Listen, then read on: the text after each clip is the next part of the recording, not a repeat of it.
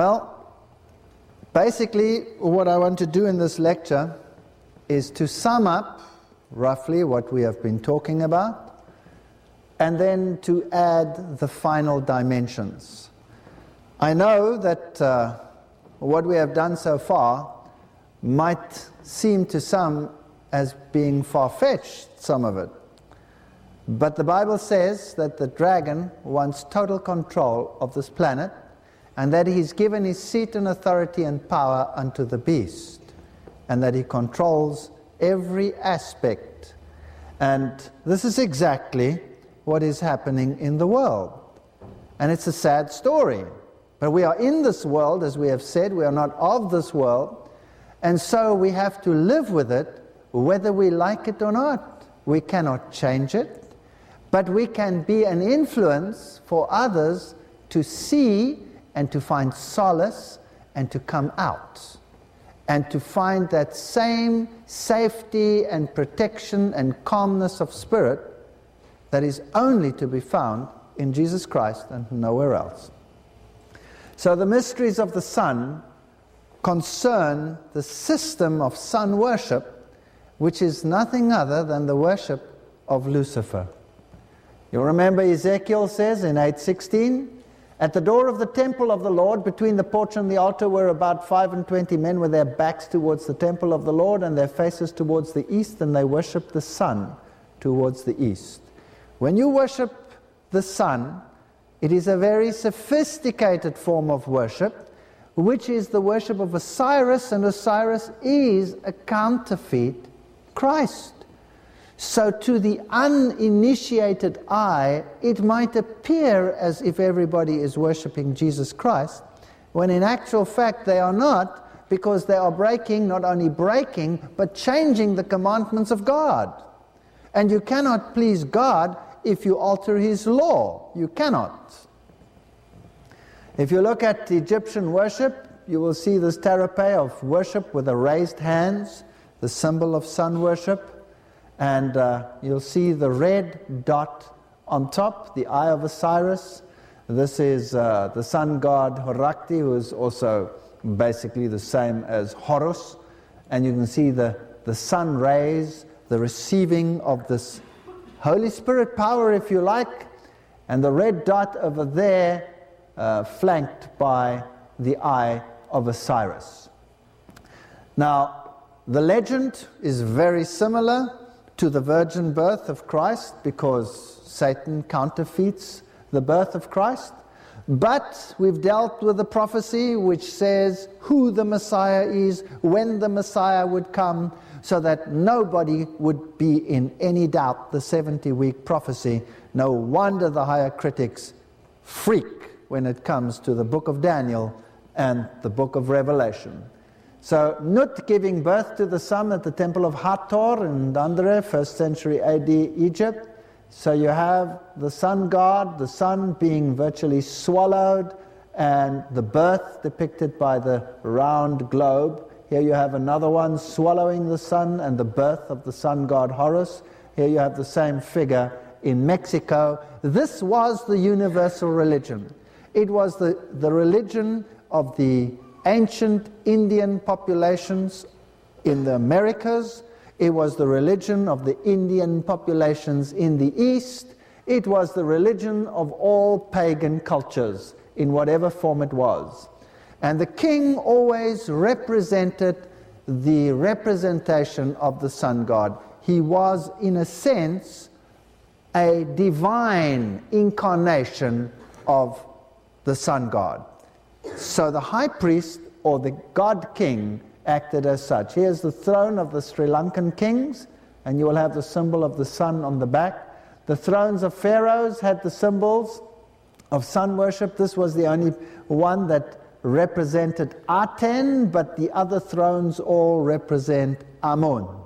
Here was the Roman throne, which is found at the shrine of Mitra, and it also has the solar symbols and the lions, as you have in the others, the Babylonian lions on all of them. Isn't that fascinating? And these are continents apart, but that was the symbolism of the sun god. The scarab beetle was just to show that this God is in everything. It is pantheism. And whether it was in his highest or in his lowest form, he was worthy of worship. The red dot of the sun became a symbol of sun worship. And later, they showed him just as a dot, which was also a symbol of the phallus. And they put it into the circle as a reproductive mode. There you have also the open hand, and you have the representation of Horus.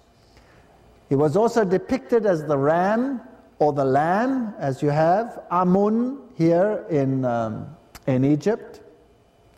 Here's another adoration of the celestial Meheret, Egyptian Museum, Cairo. Notice the open hands. There you have the symbol of Hathor, the cow with a blazing red sun between the horns, which represent the moon. And there you have the eye of Horus. Two lions over here protecting the sun disk on the horizon, from which hangs the sign of life. This is the double one, which you can see over here. We'll see it somewhere else as well later in the lecture. Now, Roman Catholicism says that the sun was the foremost god with heathendom. The sun has worshippers at this hour in Persia and other lands. There is in truth something royal, kingly about the sun, making it a fit emblem of Jesus, the Son of Justice. Well, I would certainly disagree with that. The Catholic World, March 1894. Hence the church in these countries would seem to have said, keep that old pagan name, it shall remain consecrated, sanctified, and thus the pagan Sunday dedicated to Balder became the Christian Sunday sacred to Jesus. Everywhere in the world where Roman Catholicism is distributed, and it is one of only 2 Christian denominations or movements that has a worldwide distribution. And everywhere it has adopted and adapted the pagan cultures so that it is incorporated in the Roman Catholic system so that the two are indivisible and therefore they are pagan. Because what has light and darkness got in common? Nothing. Sunday being the day in which the Gentiles solemnly adored that planet, the sun, the Christians thought fit to keep the same day and the same name of it, that they might not appear causelessly peevish, and by that means hinder the conversion of the Gentiles. 6 dialogues on the Lord's Day. So there was a compromise in order to draw all peoples into the deceptions. In fact, most of the gurus who are now the ones that are worshipped in India, by their own admission, many of them are Jesuits. Monday was the moon day, and Tyr, one of the Scandinavian gods of mythology, became identified with Mars, and thus we have Tis or Tuesday, Tisday. Wednesday was derived from Woden, also known as Odin. Thor became the god of thunder. That's why we have Thursday. In German it is Donnerstag, which means thunder day. In Afrikaans it's Donderdag, which means thunder day. And so we can go through the days. Friday was of the Frigga, the wife of Odin, and Saturday was Saturn's day, and Sunday the day of rest and recreation, as it is observed today. Now that whole statement comes from The Sun and Myth and Art, published by UNESCO, page 90, showing all the nations of the world combined under one system of worship.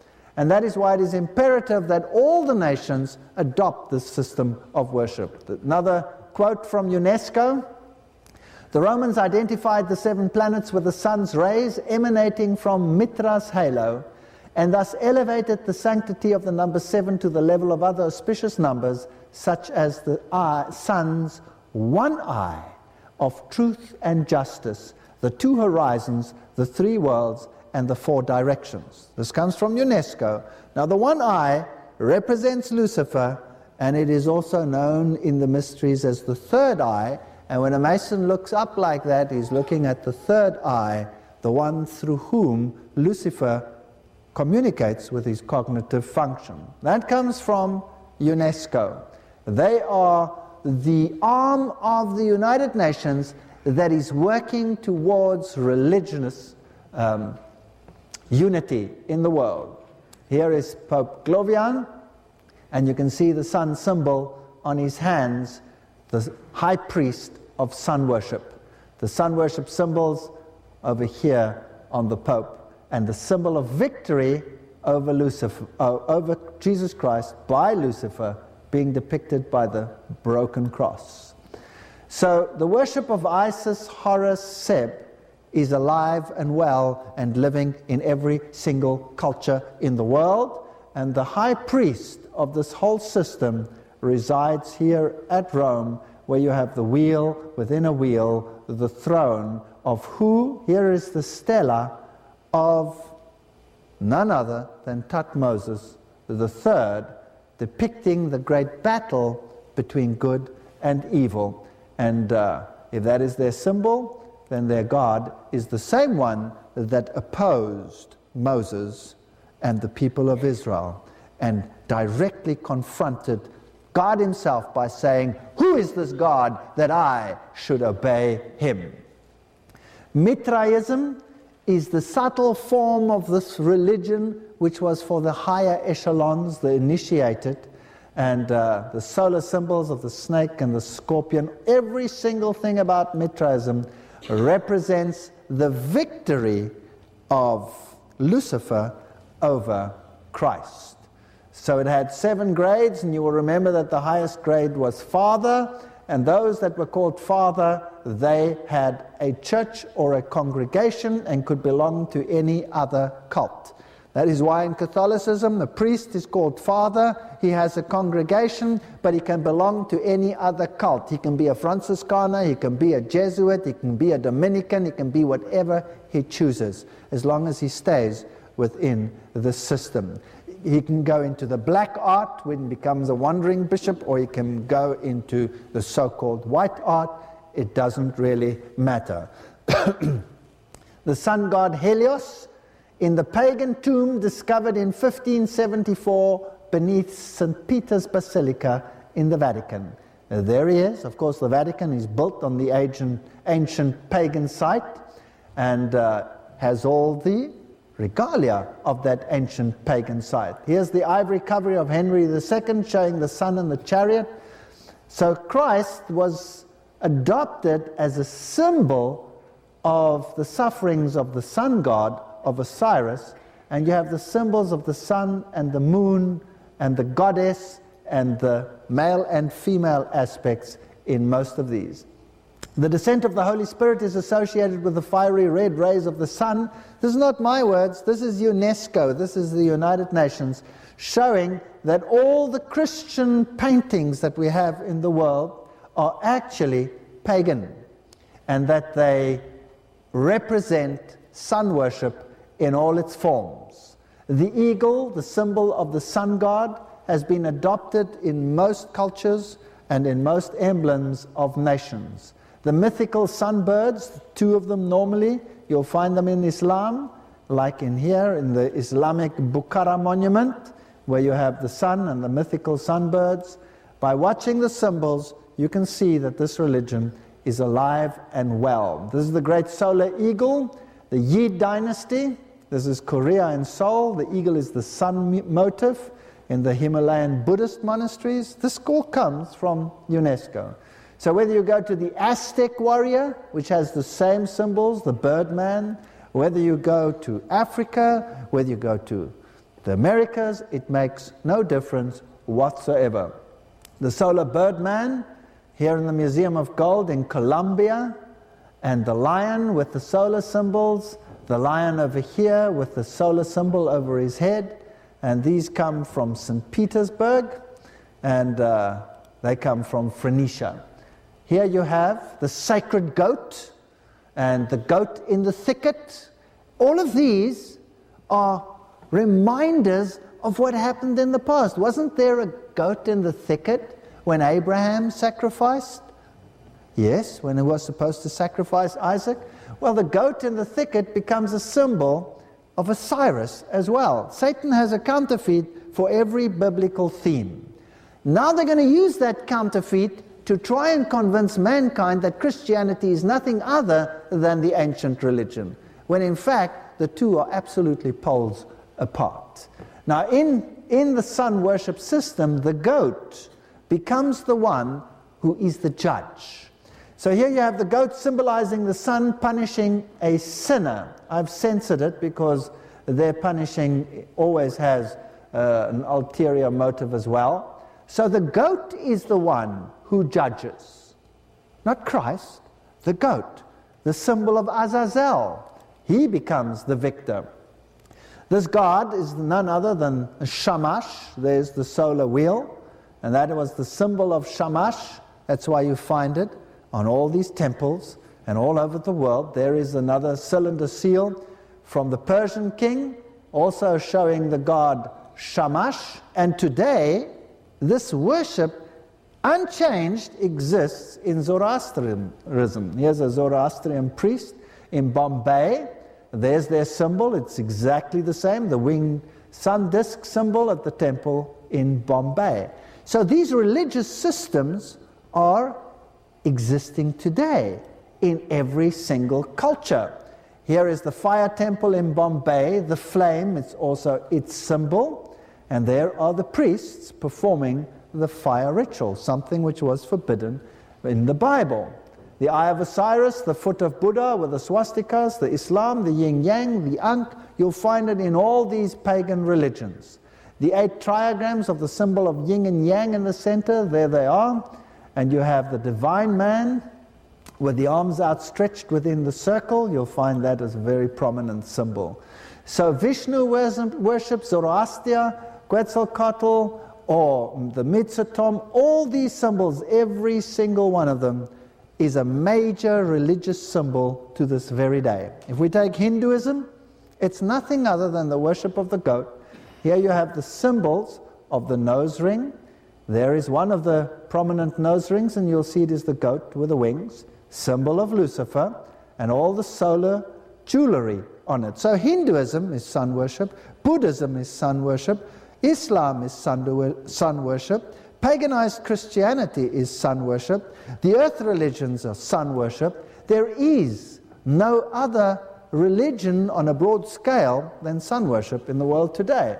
If you go to India, the elephant, has been decorated here with the solar symbols. The howdah, the seat of the elephant, decorated with the solar symbols, the lion covering the sun.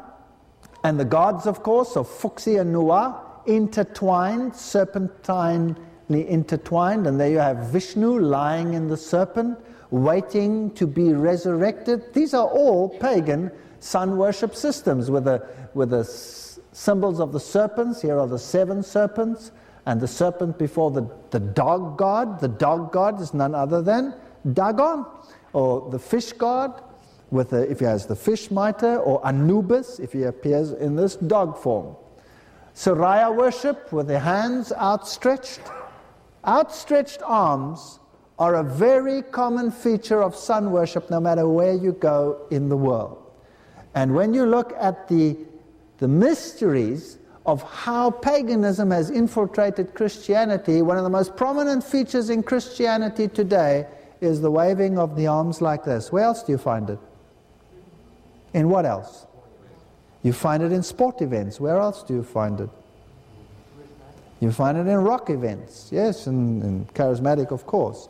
In all these events, they have exactly the same movements, because this is a symbol of sun worship, the outstretched arms. Now, we've dealt with all of these individually, so I'm not going to repeat them.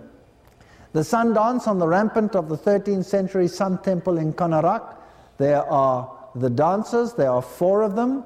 Every single movement they make has a sun god connotation and also has a sexual connotation. Actually, these religions are pretty perverted. If you take a rock concert, it normally ends in whole-scale perversion. If you look at some of these, then it is the very same thing. We've had these on the screen, the erotic sculptures of the 13th century Sun Temple. And on certain nights, they have wholesale theaters like that, and they dedicate it to their god of luck. Last time they had that great feast in India, there was a mighty earthquake, and was a terrible conflagration. So priests with sun roads in the temple of the Celestial Empress in China. Today, China is ruled and governed by sun worship. The ancient Andes mountains and the type of worship that was practiced there, the great Aztecs with their solar calendars, very advanced. Well, today, in the fashion world there, those same deities are being shown on televisions and are being pushed forward. This is the sun god of the Incas. His sister and consort is the moon. Mamaquilla, portrayed as a silver disc. Here you have the other form of the sun god of the Incas. These were systems that existed then and still exist today. In fact, there was a program on television that they still have in their hyped religious forms, sacrifices of maidens on those high mountains. And if you go to those high mountains today, you can still find sometimes the mummies of frozen virgins that have been sacrificed to the sun god. If you go to Africa, the African mosque is a symbol of the sun deity. This is the Tabwa mosque with a central solar motif. And the birds, of course, the cock is a symbol of the sun god. He's the first one to greet it. It's the rooster that crows. Now, that's why the steeples, which is a symbol of the phallus, has the crow on top of it. And they tell us it's a Christian symbol. Very interesting. So mythical African sun motifs all over. You will find these in Africa. The eagle, you'll have him, of course, in your Native American culture.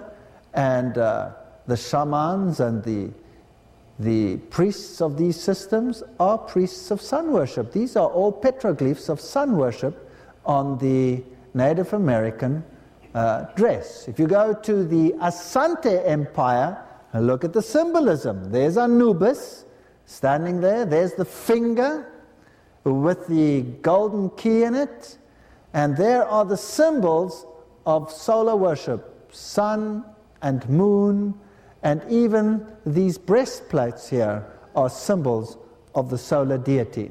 And the witch doctor, interesting pictures that they show, are all high priests of sun worship. And all of them have the same religion as the high priest in Rome propagates. Here are also the solar motifs of the high priests. Now we go to Christianity, and what do we find in the charismatic movement very often? We find the same sort of expressive religion. This woman over here walking through the streets of Jerusalem with a cross on her shoulder.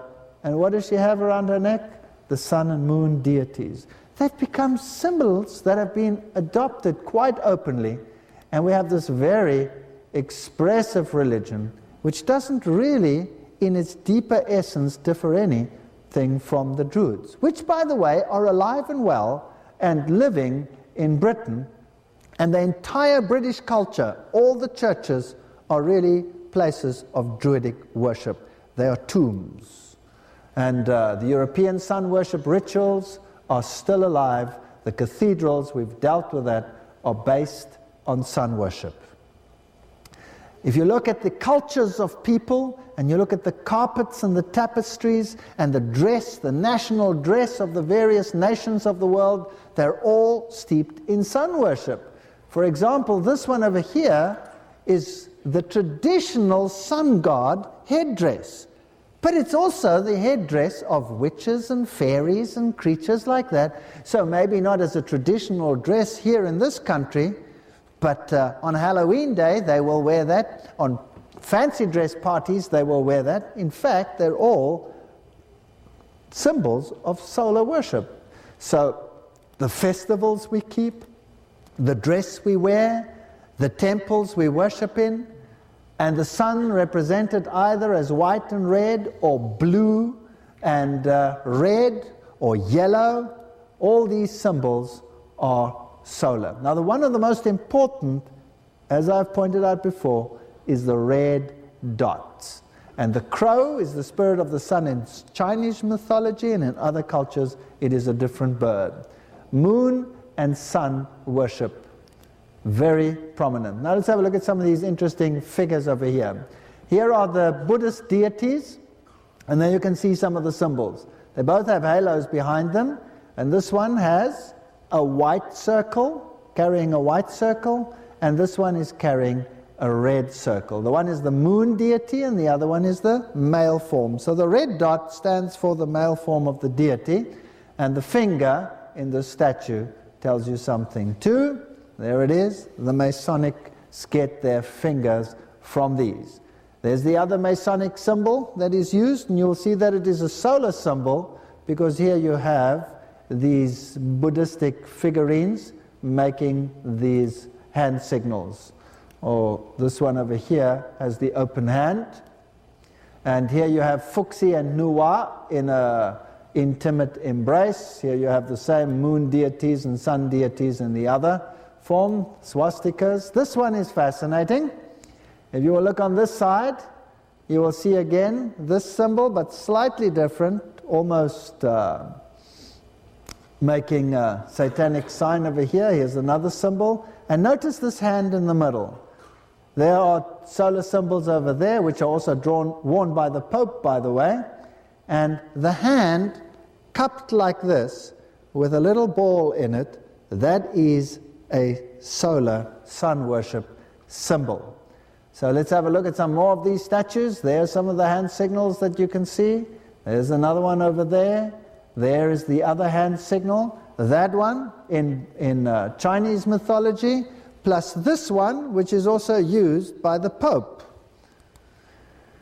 And on cave drawings, let's have a look at them. There they are. There's the one. There's the other one. Notice them well, because the politicians use them as identifying features. There they are. There they are. Every single hand movement has a message. There's some more of them. Some more, and some more, and some more. All right, if we go to Masonry, you will find all these identifying features of sun worship and all their symbology right there. Let's go to the Roman Catholic Church a little bit more. Let's go to a church in Veith and look at some symbols. They're very cleverly disguised. This one here carrying this Bible, and that's the finger, and that's the symbol that is used. That is the symbol of Lucifer. You will find the same over there, the symbol of Lucifer, and you'll find the same over there. The symbols that are prominent in our nations, the Eiffel Tower, designed by a Mason, is a symbol of the phallic symbol. At the 2000 centenary, if they didn't have a prominent symbol, they made one. The 2000 was written in solar form. And in Washington, that is what they have over there. It's a symbol of the sun deity. The sun lamps, the sun worship, the sun hats. Let's look at some more. Here is the ordinary red dot. That's symbol number 1 in sun worship. This over here, where you divide it into the 4 quarters of the world, is symbol number 2. Very prominent feature. If you make them, now you can have various colors. You can have it yellow and red, or you could have it blue and white. Do you know of a motor car, for example, that uses that? And has it blue and white? Well, here are some of the others, the stylized one, the triple yin-yang. You could have the normal double yin-yang, and you can have all of these, and every single one of these is a sun symbol. Basic symbol. The last one is the Celtic spiral, which is very, very prominent in industry today. So look at them carefully. Let's see if we will find them in the world today. All right. The all-seeing eye of Osiris on a Roman Catholic church. Now, if you find this, then it means exactly the same thing. That's the open hand, symbol of sun worship. That's the all-seeing eye. That's the birth of the sun, Baal Hadad. There you have this symbol. There's the symbol of Zeus with the thunderclouds in the background. And you have industry over there. So this picture tells us that pollution is going to be one of the issues which will be defined as an enemy in order to channel people into the directions that they want to go. Here is the actual document, The Sun in Myth and Art, and the foreword is written by Federico Meyer, Director General of UNESCO in Paris. As bestower of light and life, ancient cultures generally identified the sun as the symbol of truth, the all-seeing one eye of justice and equality, the fountainhead of wisdom, compassion and enlightenment, the healer of physical and spiritual maladies. And then it goes on. Most religious rituals, social functions, cultural pageants, festivals, sports can be traced back to the ancient worship of the sun. He who dwells in man and who dwells in the sun is one and the same, states the Tati, blah, blah, blah, whatever. It was in this spirit that Singh conceived and compiled this volume in cooperation with several scholars hailing from different regions of the world, some of whom also participated with him in the UNESCO project. This is the integral study of the Silk Roads within the framework of the World Decade for Cultural Development. UNESCO has a plan, and that is to draw the entire world into one system of worship, the worship of the sun and moon deities, and Masonic rituals will become very prominent. Now, this one is from Time, May 21, 2001. Here stands the man with the Masonic finger. And it says over here, Freemasonry's flag. The secret society has hired a public relations man in Britain to promote a kinder, less sinister image. In fact, from 2001, it became possible to enter into some Masonic lodges as a museum guide, as a tour. So they're going to open the doors because they are the ones who will control the new world. Right. So they have a dark side, they have a light side. We've already shown that they are Luciferians in the highest levels. Let us go to the official website of the Church of Satan, and there it is. And here you have the goat of Mendes symbol over there, and there's a picture of Anton LaVey. O'Neill says that his son said that he personally witnessed this man commit 1,000 human sacrifices. Whether that's true or whether that's not, I don't know. I didn't say it, Neil. Now, when I went to this web page to get this picture, I thought this was rather interesting. Can you see the symbol at the bottom there? Well, they hotly denied it and said they didn't fund it, but there was their symbol. That is the symbol of the Apple computer company. These are the symbols you will find. You will find the symbol of Zeus. You will find the upside-down triangle. You'll find them all. The Satanic Bible by Anton LaVey says Satan represents indulgence rather than abstinence, represents vital existence instead of spiritual pipe dreams, represents undefiled wisdom instead of hypocritical deceit. Satan represents kindness to those who deserve it instead of love wasted on ingrates. And so he goes on and on and on with his story over here. Satan has been the best friend the church has ever had, as he has kept it in business all these years. Interesting. Now, it's very interesting that very prominent Satanists are the friends of the people in high places. And very prominent Druid priests are the friends of the people in high places.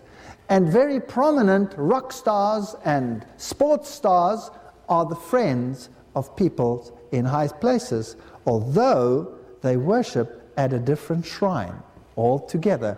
And they get declared to be Lord so-and-so and Lord so-and-so, and they get to be knighted no matter how perverse or weird they are. What does that tell you? Well, here's the all-seeing eye of Lucifer. We'll have to do some looking at that as well. Of course, it is the same as the eye of Osiris. And here you have, in this all-seeing eye, you have the wedge of the eye. Now, I've told you a little bit about the wedge of the eye already. We saw it coming into the circle, for example, in the unification of Europe. And the wedge of the eye is the light that is absorbed by Lucifer. He will swallow up the whole world. Now you will remember that a very early little computer game, had this symbol as its most prominent symbol. You remember that game? It was called Pac-Man. And Pac-Man went, and you won when you what? Swallowed up everything that came in your way. Now that is the first satanic symbol that was used. And this circle in the eye is not only the eye with a wedge in it, it is also the E. And the E is the eye of Lucifer, the eye of Osiris. It is his power and wisdom. So E becomes very prominent. A E, capital E, if you turn a capital E on its feet, then it becomes a what? Then it becomes a M. So they play these little stupid little games with these letters. So the symbolism that we have shows us that all religions in the world are going to become one world religion. What a nice little Masonic gesture over here, showing the allegiance between Buddhism and this system over here. This one, this power, this wandering bishop power controls all the rest. If we go to this Pope, the center of all these sun worship religions, he has to become all things to all men. So here he is being anointed with the sign of the tilak in India, which is the symbol of the sun god, the round red dot on the forest. Here he is kissing the Quran. All these religions are subject to Rome. If we look at world philosophy, the world's philosophy that we practice and study at the universities today, it is Luciferian. All of it. One of the modern day philosophers, Ayn Rand, she wrote the book Atlas Shrugged, for example, which is a model of the New World Order in novel form. She also writes this prominent book. You can see the solar symbolism on the back here. You can see the Masonic triangle with the steps of the Masonic steps leading to godhood. And the book's name tells you everything. It's called The Virtue of Selfishness, which is exactly the opposite of what the Bible would teach. So today, if you go to universities of philosophy, you will be confronted with a totally new science. You will have the Shaman Institute, the Institute for Parapsychology, which is just a modern word for occultism.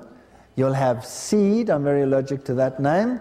You'll have Noetic Science, the Divine Man, the Adam Kadmon standing in his circle, the University of Philosophical Research. You'll have the Yin Yang, you'll have the blend symbols, you'll have the Eleusis, Journal of Psychoactive Plant Compounds, you'll have the word lucis in there, and the All-Seeing Eye.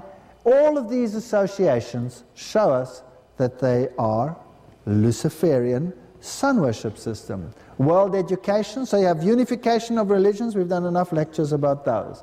Unification of education, the prophet of hope, the philosopher, Robert Miller, with a Masonic symbol over there, is the chancellor of the University of Peace, connection between spirituality and political cultural scene, the unification of this age-old system of church, state, but Luciferian working together. World Core Curriculum is known throughout the world as the father of global education, coming to your country, already there. The World Core Curriculum, the whole structure of education in the world is changing. For that you receive the Peace Prize of Education, of course. Framework for world media coverage as a public service, as well as the framework for planetary and cosmic consciousness, and a framework for the arts and culture. We're in an interesting time period. Mr. Lucifer is very, very busy. We're also living in a world of world government. Notice the symbols. Notice carefully how they are constructed. In the second year of the reign of Nebuchadnezzar, Nebuchadnezzar dreamed dreams wherewith his spirit was troubled, and his sleep brake from him. Then the king commanded to call the magicians, the astrologers, the sorcerers, the Chaldeans, for to show the king his dreams. Are our presidents any different today? I showed you the video of the king summoning the astrologers.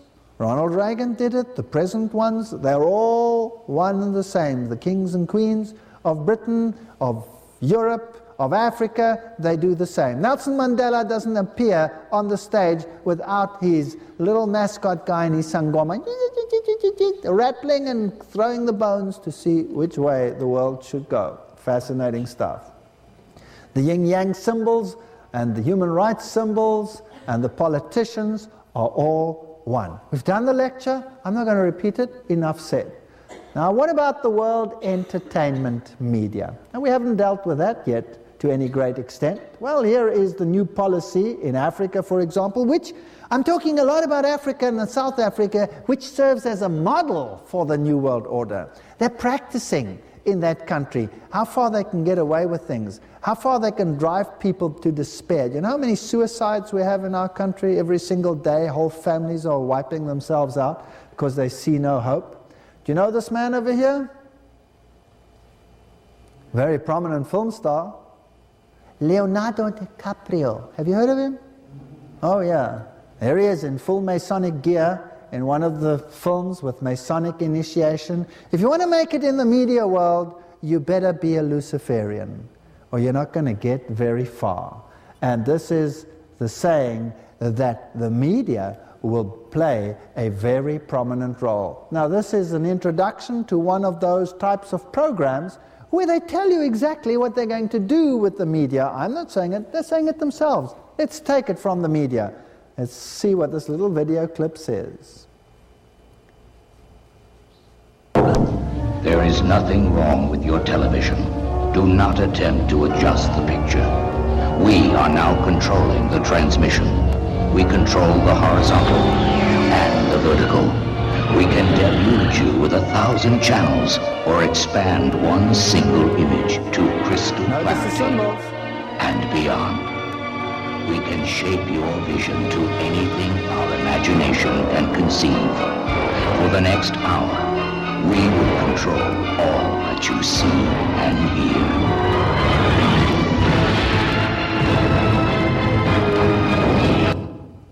Can you see the power of the media? Do you think they're going to use it on our young children to reprogram them? They already have. They already have. Show me the child that doesn't ask Santa Claus for something. And this is what we see on televisions, and this is propagated, and this is something that is made prominent. Let's have a look at the mega companies. Viacom, one of the biggest. There's their symbol, Masonic. Let's have a look at Columbia. There's the Masonic triangle. There is the goddess with the solar symbol behind her. And here you have CBS, the all-seeing eye of Osiris.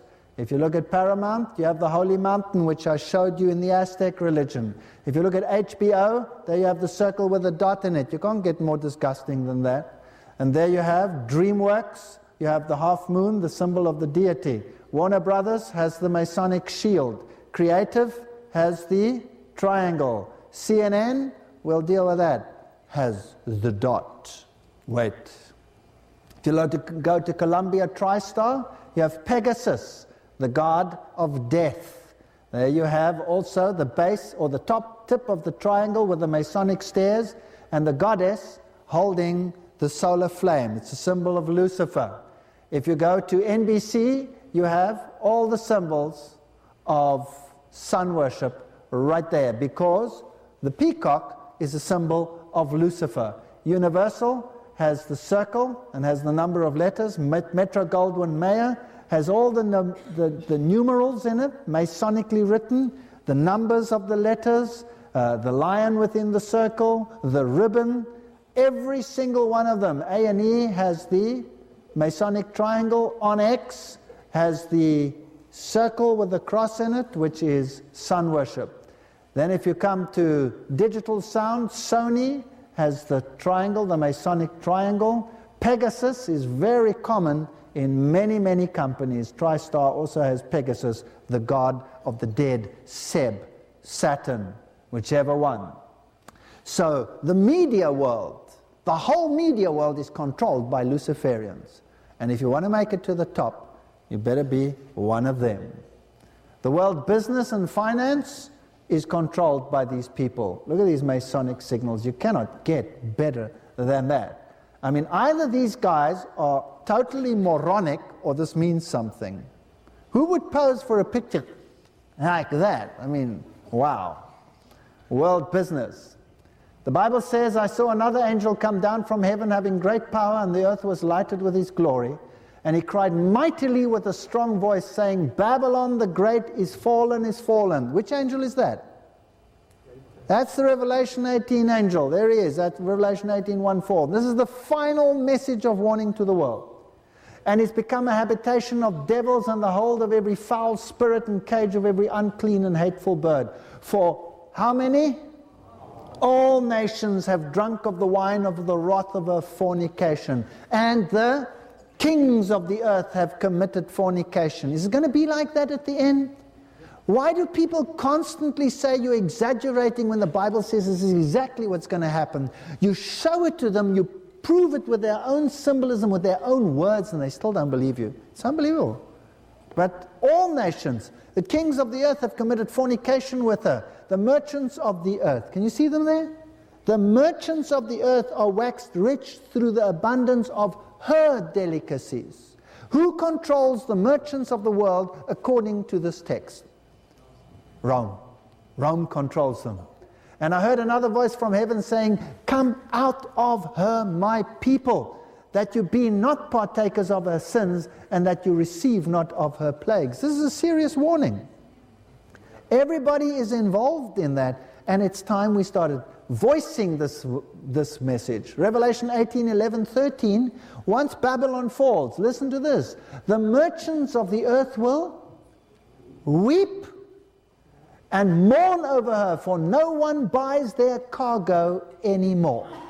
No one buys their cargo anymore. They're playing games, and the devil is making them rich and giving them their power and their great glory because they are subject to the system. They're subject to Rome. They don't move without Rome. Their cargo, their silver, their precious stones, their pearls, their fine linen, their purple, their silk, their scarlet, and their thin wood, and every ivory vessel, and precious wood, and bronze, and iron, and marble, and cinnamon, and incense, and ointment, and frankincense, and wine, and oil, and flour. What are these symbols of? These are all symbols of religion: wine, oil, fine flour, wheat, beasts, nations, sheep, horses, chariots, slaves, souls of men. These systems, some of them are too disgusting to even discuss. They not only deal with the souls of men, they make slaves of people. And some of these systems have all kinds of slaves that we do not wish to talk about. This advertisement is very interesting. You'll find it in most prominent news magazines in one form or the other. And it's called The Dot. Hello, big deal, The Dot. Sun Microsoft Systems, there's the Masonic cube. The letters sun written in it. Sun, why sun? Because it's sun worship. And the dot. Just when your competition thought it was safe to do business. Listen to the words of the advertisement. Just beneath, not above, beneath. The surface of your business is the most powerful force. Also, their capitalization, not mine. So you have the just beneath, from underneath, from the bottomless pit, comes the most powerful force in the universe, and it's the dot. Now, what does the dot stand for? I've already told you. It stands for the sun deity. And it warns all competition never to enter your waters. Interesting. So they're going to divide the world up into economic blocks, and the competition knows that is that domain, that is that domain. They have all the Masonic symbols. They belong to them. They belong to there. Soon they will divide you up like human herds. There will be so much chaos, and they will say, this mall belongs to this territory. Where are you registered? What is your number? You may buy only in this environment. And you may buy only in that environment, and you only in that environment, and they control the traffic of humans, and you become captives in your own environment. Very interesting. And it's ferocious, ultra available, Solaris.com. What is Solaris? Sun. Everything is sun. Ironclad service, net economy. Very interesting. Let's have a look at this dot. Let's ask them what the dot means. The holy dot, the bindi, also known as the kumun, whatever, the tilak, and by other names, is an auspicious makeup worn by young Hindu girls and women on their forehead. The term derived from bindu, the Sanskrit word for a dot or a point.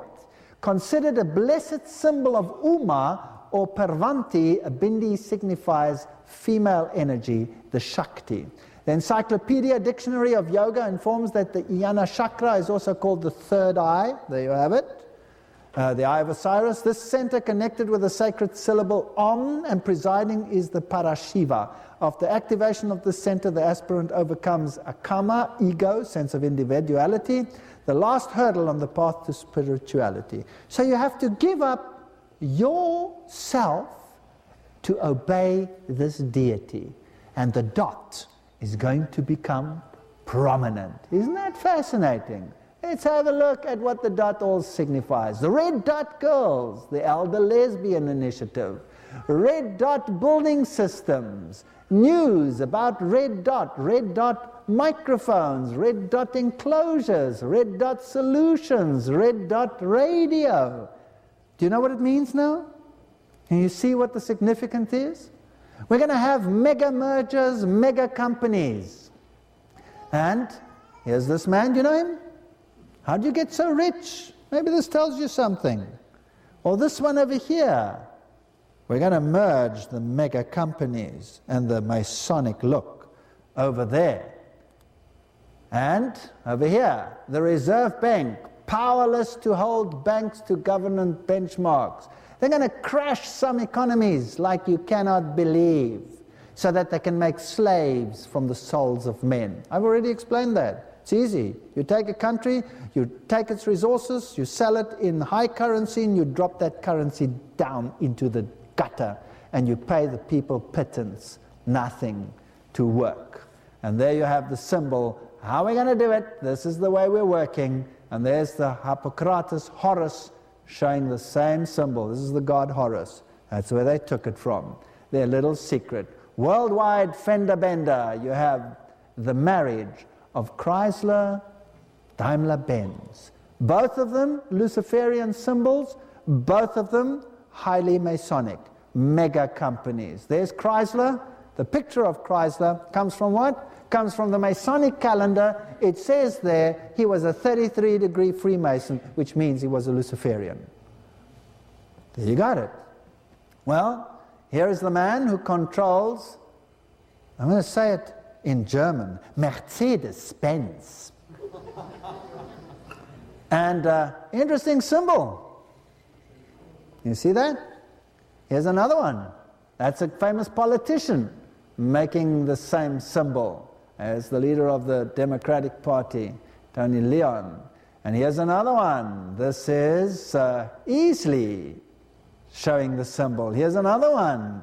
That's another famous politician. Oh, they like this symbol as well. It's a very interesting one. Government and industry working like that. Privatization, privatization, privatization. Have you heard that word?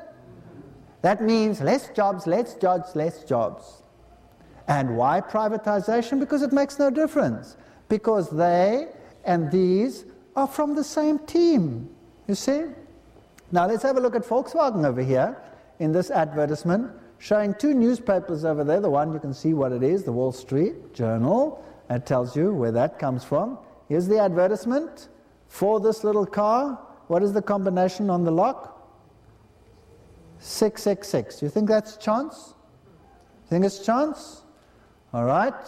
Volkswagen symbol on the papal choir. Ford, also out of the Masonic calendar, identified as a 33-degree Freemason. And here is the advertisement in Europe for the Ford Motor Company.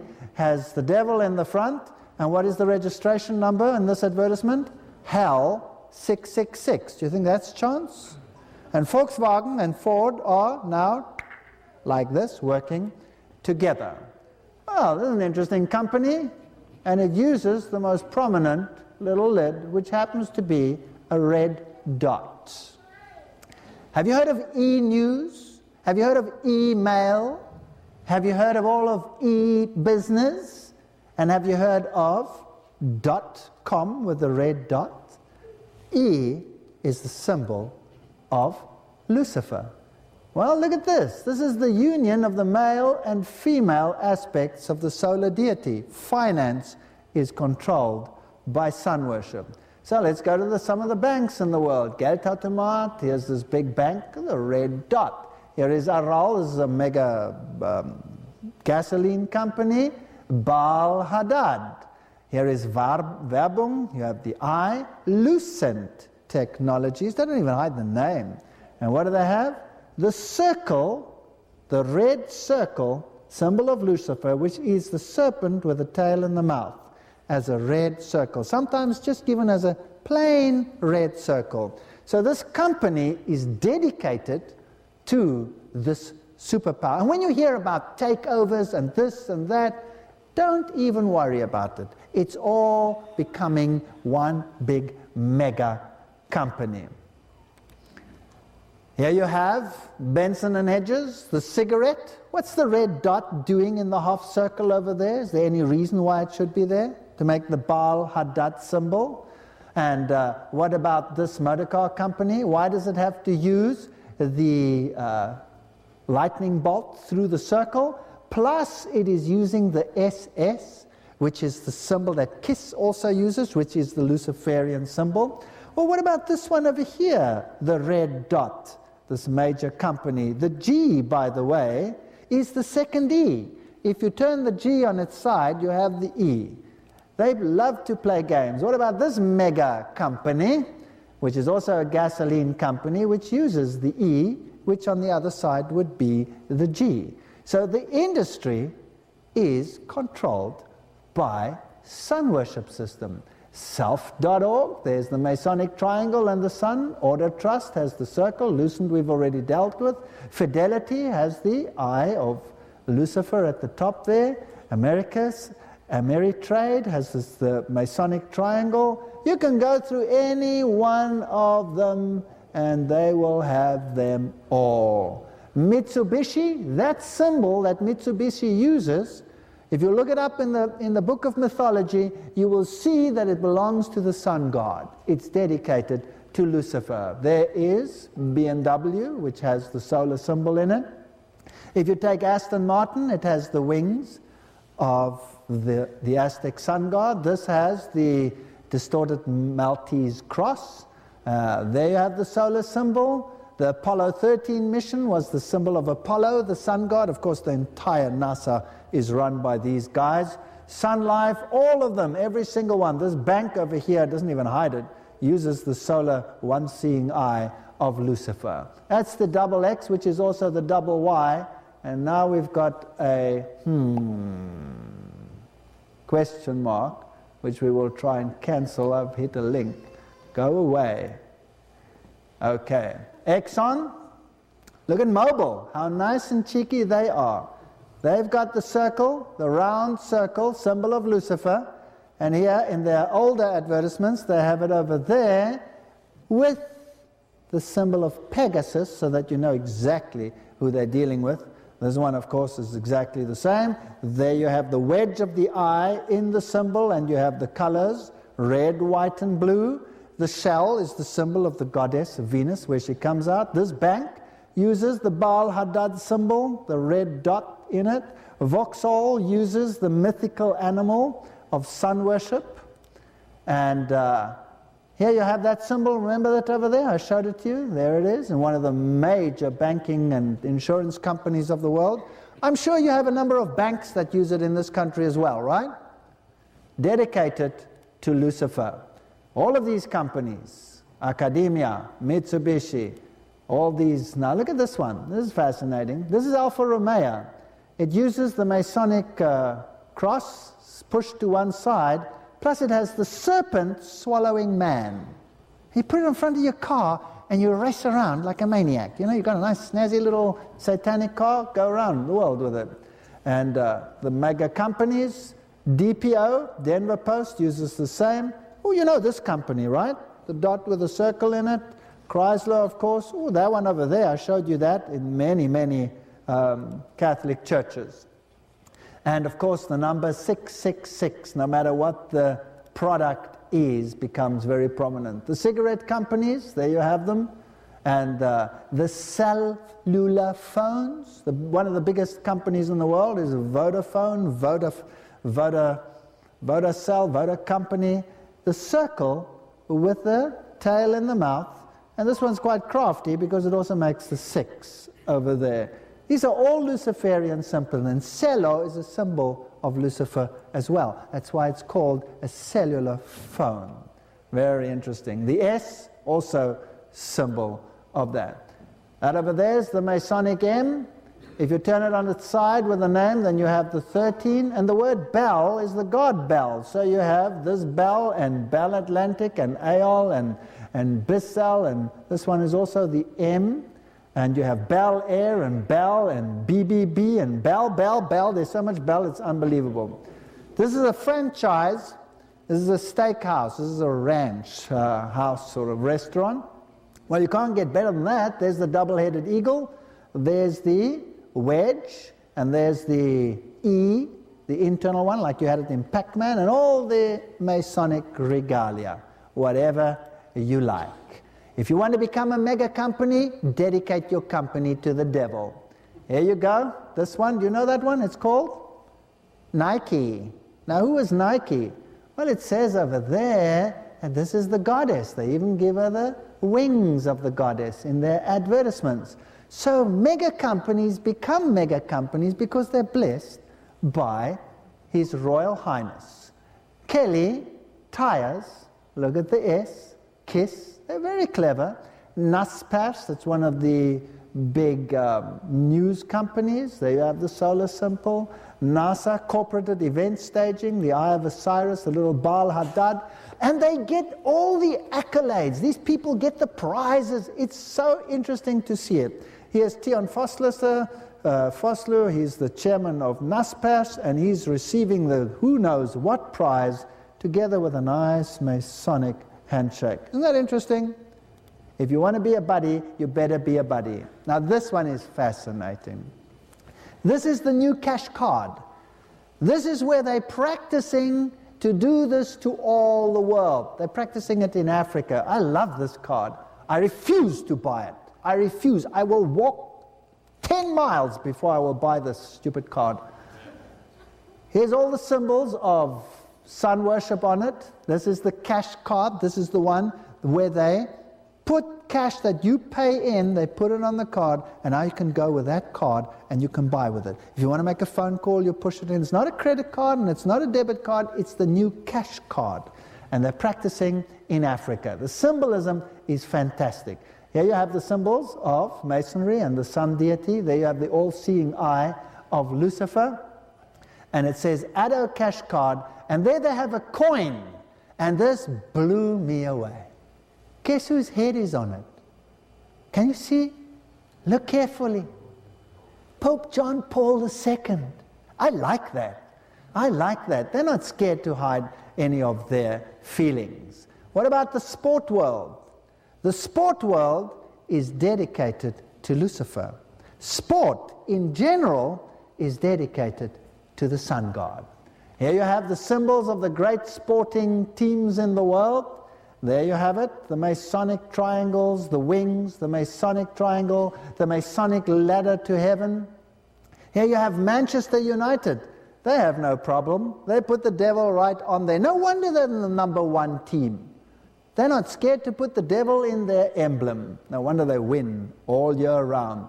And here are the great teams of the world, and you will see that every single one of them is with all the big ones in the world have Masonic symbols. Some of them quite wicked. They call themselves wizards and all kinds of stuff. The ball that they use, the football, is black and white and has the Masonic pentagrams and pentagons on it. There's the symbol of the sun deity, the symbol of the sun deity, the Druid star, the goat, the fleur de lis. I mean, wow, how far do you go? The Juventus, the big teams in Europe have all these symbols. Every single one of them. Go away. All the great teams. Look at that. Green Bay Packers. Have you seen that? That's the G or the E. You have the Tennessee Titans. Titan is the name of Lucifer. That's his Greek name. By the way, the dolphin is a symbol of the sun deity. That is a symbol of Saturn. This is a symbol of Pegasus. There's another one that they use. And this one over here, the St. John's FC, uses the double-headed eagle. And this one over here, Sundowns, one of the major football teams in Africa, uses the Masonic finger. You see who they belong to? Well, let's read about this. Exodus 32, verse 2 to 6. And Aaron said to them, break off the golden earrings which are on the ears of your wives and of your sons and of your daughters, and bring them to me. He made it into a molten calf. And Aaron made a proclamation and said, tomorrow is a feast to Jehovah. And they rose up early the next day and offered burnt offerings and brought peace offerings. And the people sat down to eat and to drink and rose up to play. What did the people play? What does it mean when the Bible says that the people rose up to play? Well, if you look it up in your concordance, you will see it means sport. And where does sport come from? Well, who better to ask than UNESCO, the United Nations? They should know. They say polo was known to the Persians and restored to its original sun game significance by Akbar. Scoring a goal with a sun ball was equated with the triumph of light over darkness, good over evil. The ball is a sun symbol, and all sports such as football, hockey, basketball, cricket, baseball is related to the sun in the sundial shape and pattern of the field, as well as its rules of play and scoring. Like all sports, baseball also embodies the sun's seasonal cycle in much of the same way as ancient ceremonial contests were held as part of the fertility rites. Isn't that interesting? Now you can see the ancient ball also had the hexagrams and the pentagrams and all these features on them.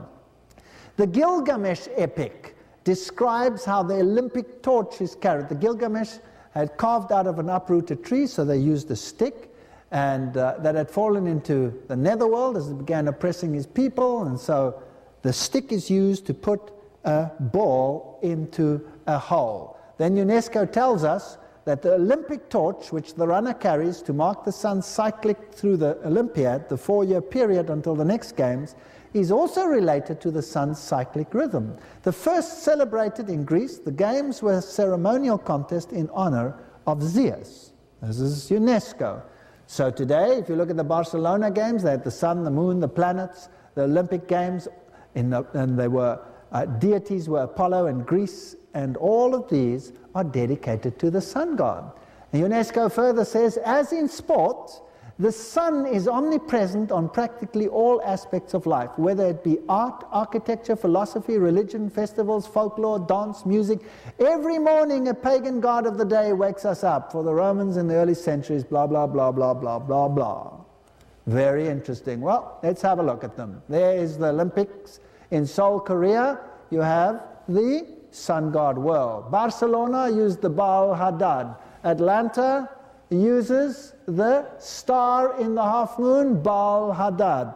The Olympic bid for Cape Town uses the red dot in the half moon, Baal Hadad. It gets boring. Athens uses the sign of the Alpha, the sun god, in the half moon, Baal Hadad. Boy, it's boring.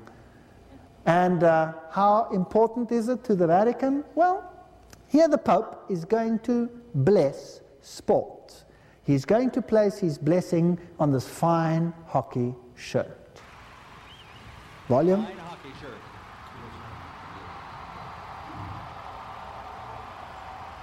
That's it. Now sport's been blessed. Now you can go for it. It's been blessed by the Pope. Nothing better than to get involved in all these interesting things. What about the music world?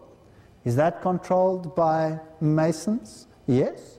Wolfgang Amadeus Mozart, High Mason.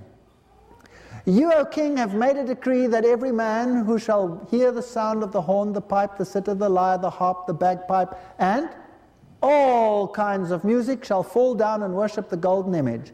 And whoever does not fall down and worship, he should be thrown into the midst of the burning fiery furnace. Daniel 3:10-11.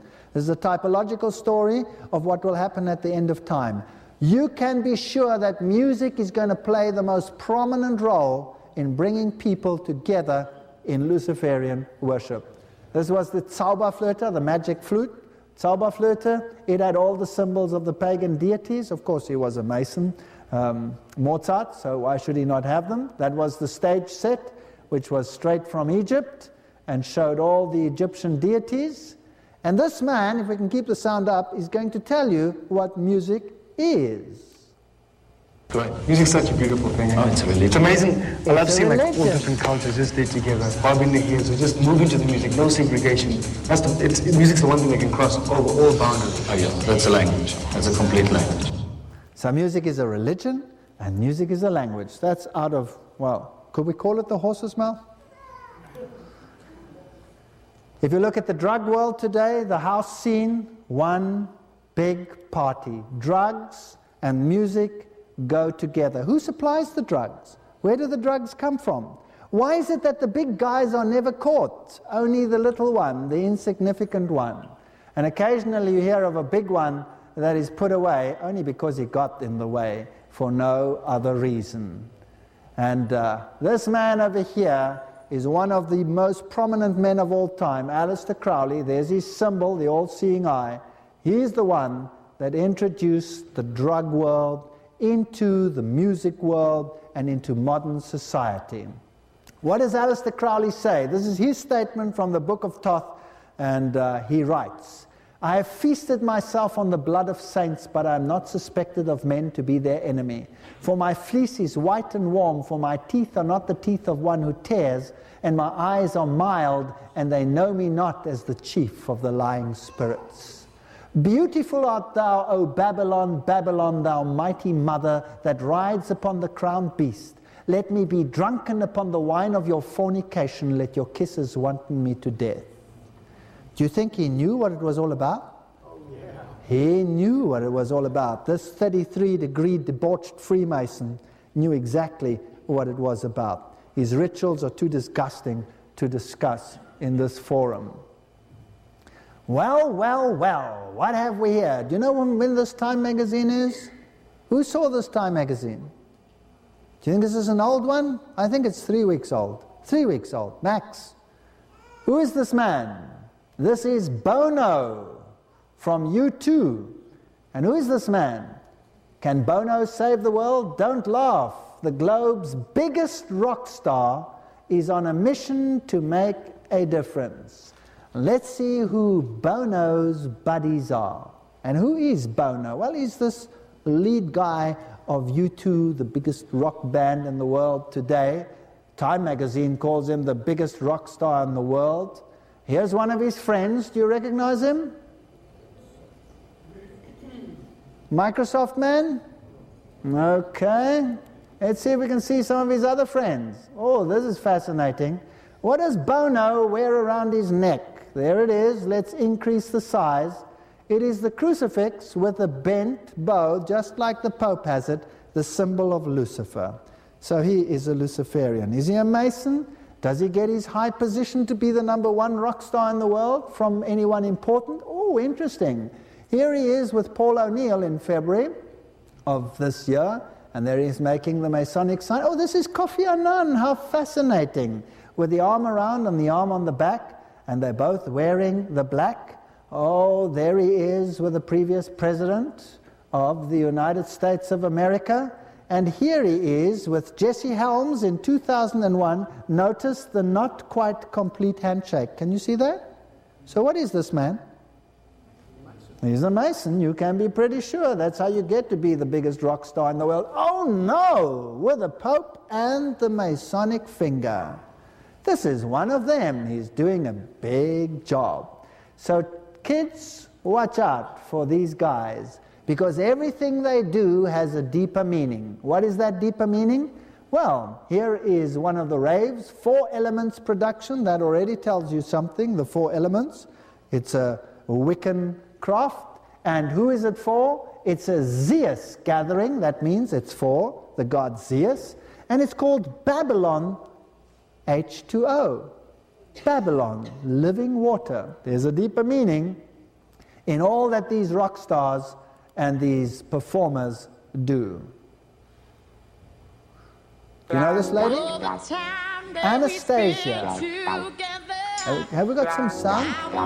Not too loud, please. I don't like the music. You know I'm not that. She sings like, I don't know what. Come on.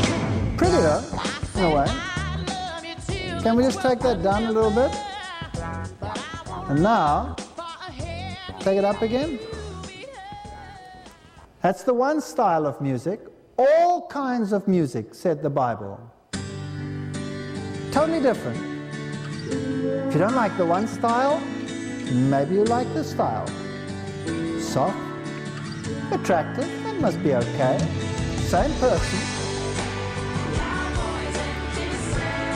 Oh, that's interesting. Can you see that? Do you think that's chance? There are two Masonic symbols in this. Number one, it's the look over the glasses. And number two, it is the symbol of Lucifer over there. Well, you're still not quite convinced. Here's another one with a Masonic eye over the picture. And then you have Anastasia with the symbol of the sun on it. And what do you have over there? It is the Ankh, the symbol of the solar deity, and then also the circle drawn around the dot, which is the other symbol. Everything is there. These are the top stars in the world today. This mega organization is called Mother of Queens. Queen is a symbol for homosexuality. In the this is the female one. There you have the 7 rays of Mitra, Mother Mix. There you have this other solar deity, which was the Druidic symbol. And then you have the sunflower, which is the symbol of LSD. So when you go to that party, you know there will be LSD and it will be sun worship. It's very suggestive always, and it has sexual connotations. And if you look at this particular one over here, another rave, you'll have the symbol of the lion with eagle wings on it, and you'll have the deity with the wings, which is the deity Nike. E is Lucifer's eye is equal to love and happiness. And they call it sperminator. Fascinating. Move when I tell you to move. So I don't know why this one wants to stay there so long. Rock and roll. It's called Rock and Roll Babylon. And you have all these pictures on there. Here you have sex for sale. Notice one of the mega companies in the world, Virgin. Virgin Record Company, what is its symbol? The red dot with the word virgin over it, which means the goddess. So this is goddess worship. Do you know this lady? Is she very pretty? Well, what is her name? Can we have some sound on this one?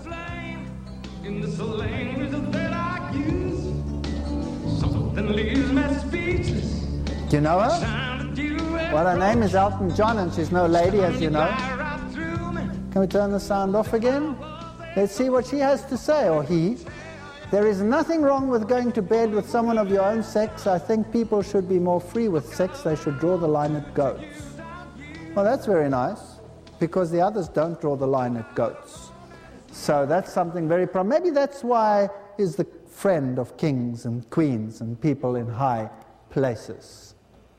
Sexagesimal triangles, equivalent triangle, base angles, all of these features, every single Masonic signal you will find in the music industry, in the entertainment industry. There is cream. The word by itself is already very suggestive, and there you have the Masonic triangle in it. And symbolisms, in this you have, in honor of whom? Taurus, which is Lucifer. And then you have the symbols of Wiccan witchcraft, the elemental. You have earth, wind, fire, spirit, all of them right there. Every single one of them is the worship of Lucifer. Whether you have the house scene or whether you have the party scene, it really makes no difference. And the drugs are there to give an altered state of consciousness. Alien Safari, for example, another one. There's again the Druidic symbol and the Masonic triangle, and rave. Last year I took a 70-year-old Zen monk to a rave party. He was curious enough to overcome his dislike of the music until his face lit up with a revelation. This is meditation. He shouted above the noise. Later he explained that the walking meditation he taught involved being fully aware in the moment without any internal dialogue separating actions from intentions, and that the same definition applied to the dancers all around him. This is their own statement, not mine. So, the symbol over there, Baal Hadad, divine man, eagle's wings, man with outstretched arms, Adam Kadmon, every single one of them satanic. Now, another one.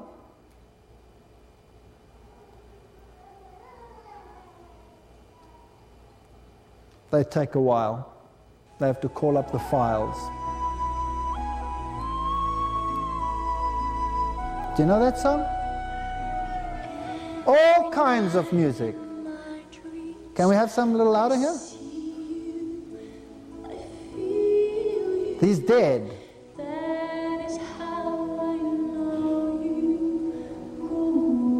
I can see you, I can feel you. Although you're dead, that is how I know you go on.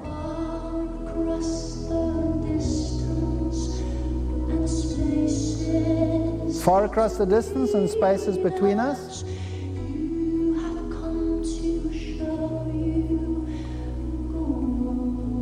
You have come to show you go on. This is Spiritism at its best.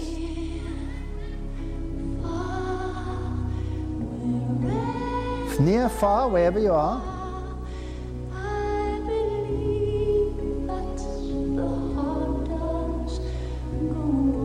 So you carry on and on and on and on. Beautiful music, but the sting of death is implanted in the minds of young people. Spiritism. Take the sound down. What's the name of the movie? Titanic. Titan is Satan's Greek name, and it's cleverly put out in the front here in the Masonic triangle. These people know what they're doing, and they are deceiving the minds of men.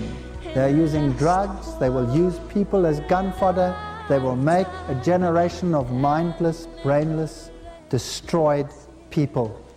Here you have JDG, one of the great concert people. There's the symbol of the sun, there's the yin-yang sign, the Druidic symbol of the five-pointed star. Every single symbol that you would like to have. JDJ, one of the great bands. These are the drugs that they use, and you will find all the symbols on them that we spoke about. And all these symbols actually come from the great Masonic organizations. So it's run by these people. LSD is the most popular drug in the Goa trance scene. This is what it comes like. It comes in these little tear-off strips, and you can take one and put it on your tongue, and then you have one trip in your mouth. And the symbols that are on them are solar deity symbols. Every single one. That's as you have them on the soccer ball. There you have the sun and the moon and the stars, the all-seeing eye of Osiris. They know what they are doing. Here's one invitation, and it's called Rush. There was a band called Rush. Of course, a rush is when you go on a drug trip. And they have the solar deity behind it, and they say no illegal substances, no weapons allowed at this rave, but the invitation has the squares, the lick squares of LSD, so everybody knows there will be drugs there. Now let's not have sound on this one. This is Jay-Z Night, showing initiates how Ramta, which is the same as the Maitreya, which is the Lucifer, which is going to manifest himself, tells people to conduct their lives. She appears on the stage in front of her audience. This is a television audience. And there are her people, and they start singing and clapping and dancing, and then she stops them, and then she makes that Om sign, and everybody has to bow down with a solar worship system. And she's, of course, the great channel in the world today. More clapping. And now she explains how you open the channel so that this power can take control of you. Ranta. You have to open up to him. And this lady over here is explaining how it can be done. You can do it with wine. That'll be good. Start with wine. If you don't want hardcore drugs, start with wine. Wine opens up the channel. There are some people there who said they've never had wine in their life, but all of a sudden the spirit of Ramta was talking in their minds. What a wonderful experience. So you don't have to have hardcore drugs. You can have drink. This lady is saying, I never drank in my life before, but what a beautiful experience it was when I had that wine and Ramta could speak to me telepathically. If you put substances of abuse into your bodies, you open a channel to Satan. And she says, well, maybe wine is not enough for you, maybe you need something else. Now she's being overshadowed here by Ramta. That means this deity has control of Jezunite, and she's going to show you another way. She's now Ramta. She's showing how to become involved. Everybody starts smoking a pipe. Later take a joint, maybe. Take a drug. This is how Lucifer gains access to the mind easier than otherwise. He has to introduce substance abuse. Watch what you give your kids to drink and to eat. Read the labels. If there's a whole lot of garbage in there, don't use it. When it says antioxidant on there, it's probably butylated hydroxytoluene or butylated hydroxyanisole. And they put it on all the snack foods in the world. So you have your crisps and your snack foods that you're sitting and eating at television, and what does it do? It drops the serotonin levels in your brain by 40%. Now, did you know that schizophrenics and people that are sick, mentally ill, have depressed serotonin levels in their brain? And that is why they are sometimes demented to the point of possession. Well, what is it doing? Putting that stuff, that toxic stuff, on the snack foods of the people. What are we eating? Be careful what you put in your mouth, and how Satan can gain access to your mind and to your children. We have to live holy in the sight of a holy God. Go ahead. Look at that. There you have Goa. From Goa, you had the introduction of the drug. Well, it comes from Hinduism, and it's alive and well and living in your culture every single day of this world. What fascinates me is that the rave culture is seen purely as a hedonistic by the establishment. It is frequently regarded as a spiritual event by those involved. Raves are likened to trance-like tribal rituals where ravers celebrate their unity and shared uplifted state. That's the altered state of consciousness that the drug induces. If you've ever been on drugs, it is sufficient to take a smart drink, which is very high in caffeine and very high in these stimulants, and you open the channel, and that little residue of drug which is dissolved in your fat gets released. And out it comes, and you go on a trip.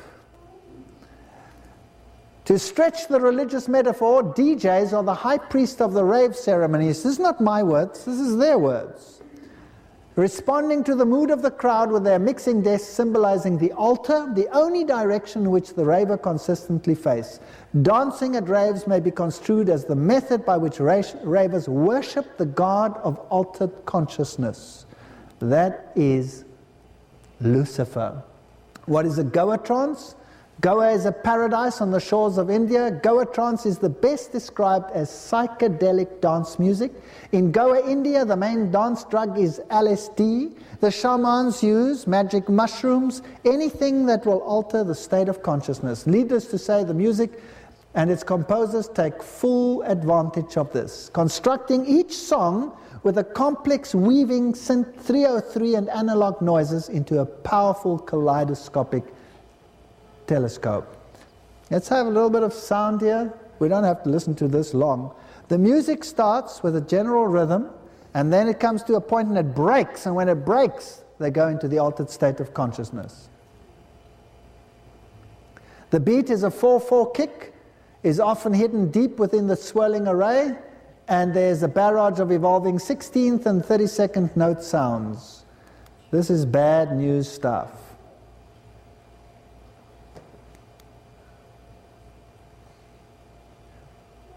Get on with it. These links take a while. We'll just have a little of this. I don't like playing this music in the Lord's house. Notice how it builds. Hope nobody's on drugs here. Take it down. Listen to the words. Can we have some words? I've come down from the wild skies. I've come down from violent skies. I'm about to reveal the tales of your life. Switch it off.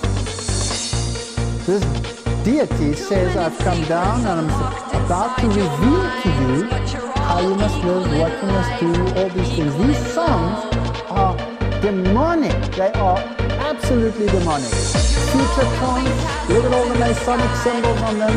This is witchcraft at its best. These are the albums. This band over here, Black Sabbath, will tell you something about the Sabbath day as we go along. This power, this music world, is going to be used to fight against God's Sabbath. And there's nothing better than those who once served God, who have fallen away. The Bible says, if you have cleansed the house and you do not fill it with the good, what happens? 7 demons worse than the previous come in. This man over here, Ozzy Osbourne, I mean, he's so wicked. He chews the bats' heads off on the stage and drinks the blood and all kinds of stuff like this. Here is the Ankh variation, which was found on Prince's album. Notice you have the double Ankh, which I showed you right in the beginning from Egypt. It's the symbol of Lucifer. Down there you have a witch's wedding. You have the 12 around 1. This is all very interestingly worked out. Now we need some sound on this. And Prince is going to sing a song. It's a disgusting song. I don't know how anybody can really like it unless you're maybe drugged up. The name Prince in itself stands for Lucifer. And he's going to say some very interesting things. He's going to talk about the sevens. Now, he's well aware of the denomination that I'm speaking in. His family belongs, some of them, to that denomination. And he says the sevens think that they are so great, but one day we're going to smoke them all. That means kill them all. And one day all sevens will die. Very interesting information. And then he has a nice little laugh about it. Let's listen to Prince.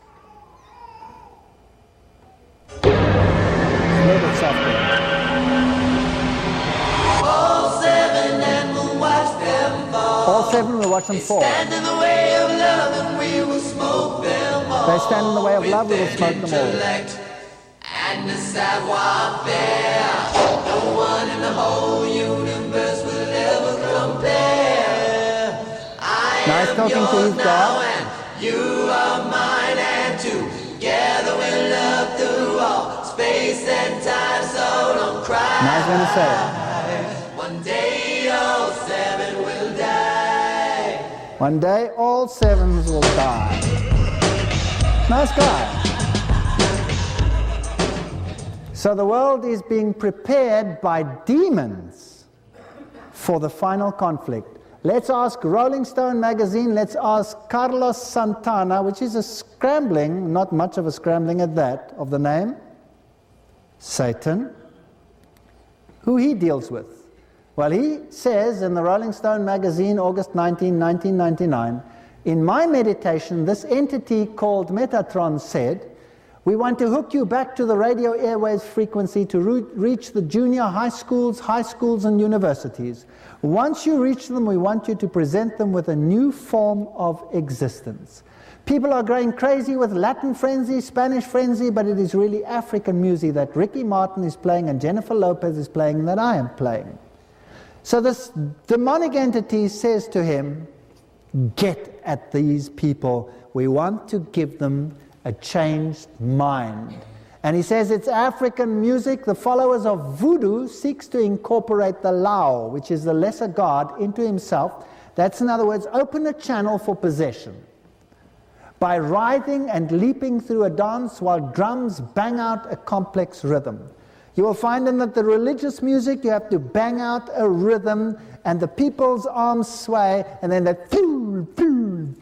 fall over and start muttering things in strange languages.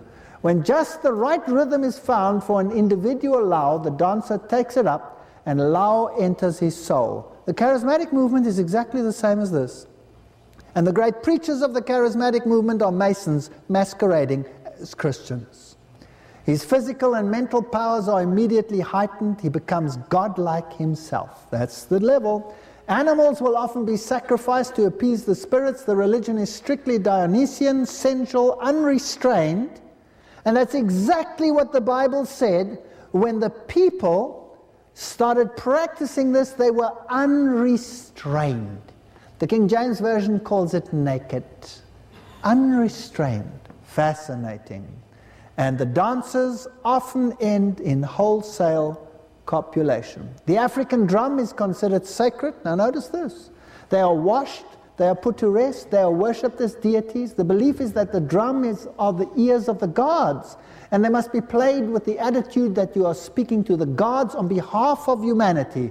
Religious ceremonies cannot begin until the dancers have saluted the drummers. So you have to get the drums in here. If you want to get this Lao, let's get the drums. You've got to beat out the rhythm. Got to beat out the rhythm. Well, how blasphemous are they? Look at that. Gay Dad, Miracle, these are their magazines. It's a blasphemy. Hip-hop, all of these. When you have no drums and you have hip-hop, then you have the drum rhythm in the speaking. Exodus 32, here we go. And Joshua heard the voice of the people, and they're shouting, and he said to Moses, a sound of war in the camp? A bedlam of noise, in other words? And he said, it is not a sound of a cry of victory, nor a sound of a cry of defeat. I'm hearing the sound of singing. And when Moses saw that the people were naked, look it up, it says, unrestrained, for Aaron had made them naked to their shame amongst their enemies.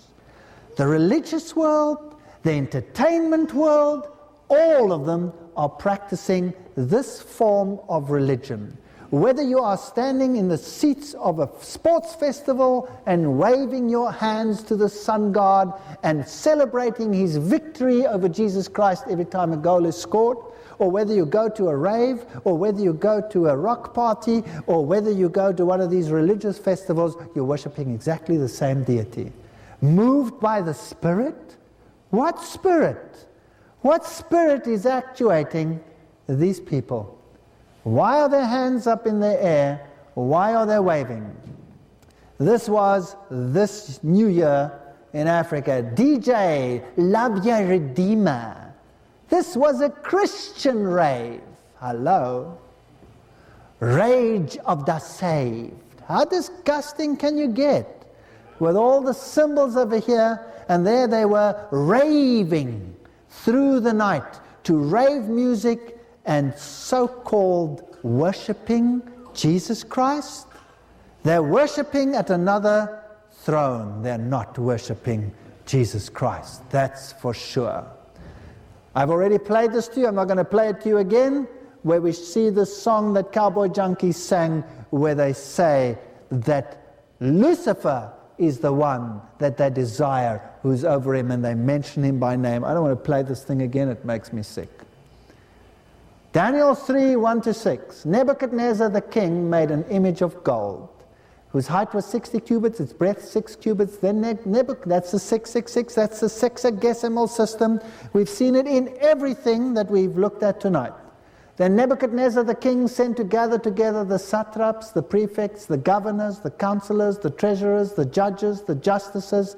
That's everybody who's anything in society. All the officials of the provinces to come to the dedication of the image. We are at the point. Then a herald cried loud To you it is commanded, O people, nation, and languages. So to whom does that go? That is the type of the antitypical worldwide decree. At the time you hear the sound of the horn, the pipe, the sitar, the lyre, the harp, the bagpipe, and all kinds of music, you shall fall down and worship the golden image that Nebuchadnezzar the king has set up. When the final laws are propagated and proclaimed, music is going to play a prominent part. I've seen it in my country. When the Masonic old order was replaced by the Masonic new order, and all the peoples that had been divided and the redistribution of wealth had to come, whether it was murder and mayhem in the process didn't matter. All the stars, all the top stars were called from every country, from the United States, from Britain, from all over the world. And they sang in a huge mass choir, "We are the world, we are the people." Wow, makes me sick. You shall fall down and worship the golden image that Nebuchadnezzar the king has set up. And whoever does not fall down and worship at that moment, they shall be thrown into the middle of the burning fiery furnace. Watch the role of music. And the papacy knows how to play this game. This was the youth march here in your own country when the Pope visited this country. They prepared an all-night party for the youth. Do you think the youth won't be swept away by an old, ancient, aging Pope? I'll tell you, they went hysterical. They introduced sport into it. They introduced every kind of music that you can imagine, from the soft that will appeal to the old folks to the heavy, heavy metal rock. Everything there to worship the beast. Let's look at it and let's keep the sound on to make the people sick. And watch all the types of worship that is going on.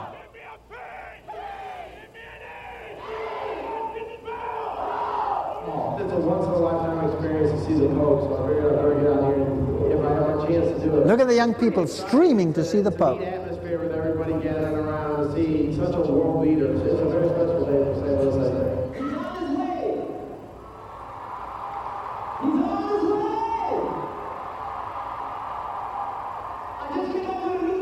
Look at this pathetic chant.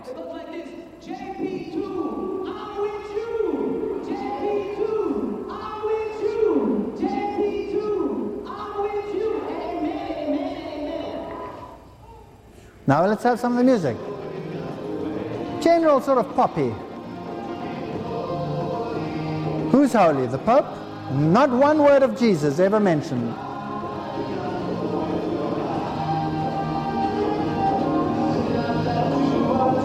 Look at the nuns.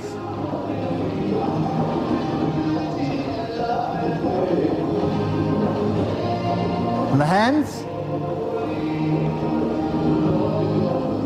And now let's have a little heavier music.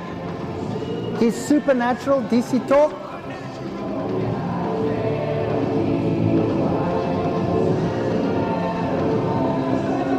Now they're going to ask a priest, is there any religion in this loud music? Sure, the gospels and all sorts of delivery systems with our organ music and the great hymns, the Reformation and afterward. Music is a good carrier of good news, and this is good news. What's the good news? It's news that we're used to hearing, but these young people understand. Look at those young people. The Pope is coming. Do you think they won't follow the beast? There's Big Mac. That's sports.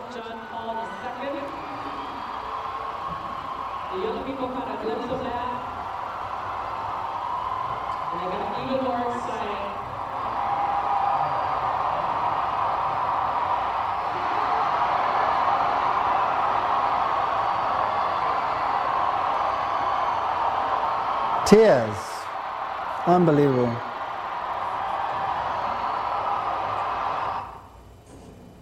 The message is a simple one. Holy Father, the young people of America love you. Listen to that applause. Tells me that tonight all belongs to you. That's all you have to say. And now listen, look at the style of worship we're getting. All kinds of music. Dancing for the Lord, which is straight from paganism, within a worship culture. And the carrying of the pagan symbols.